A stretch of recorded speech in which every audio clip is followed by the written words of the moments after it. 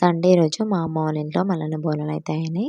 ఒక బోనంలోనేమో మామూలు అన్నం, ఇంకొక బోనంలోనేమో బెల్లపన్నం వండి వాటికి కంకణాలు, బంతిపూల తోరణాలు అయితే కట్టి అలంకరిస్తాం.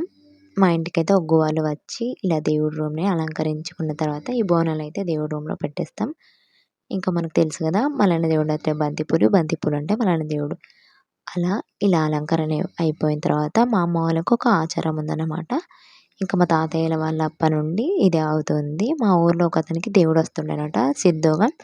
అతని వద్దకు వెళ్ళినప్పటి నుండి వీళ్ళకి కూడా మంచిగా అనిపించి ఇంకా తను చనిపోయిన తర్వాత గోరి కట్టేశారు. ఆ గోరు దగ్గరికి ఎవ్రీ ఇయర్ కూడా మా వాళ్ళు బోనం ఎత్తుకొని వెళ్తారు.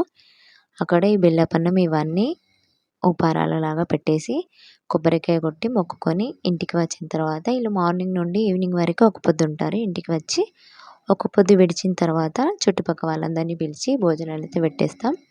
ఇంకా ఆ రోజైతే కర్రీస్ ఆలు టమాటో, పప్పు, చారు, బెల్లపన్నం, వైట్ రైస్. ఇంకింటికి వచ్చి అందరం స్థిరంగా భోజనాలు అయితే చేసేసాం. వీడియో నచ్చితే ఒక లైక్ చేయండి. Thank you for watching.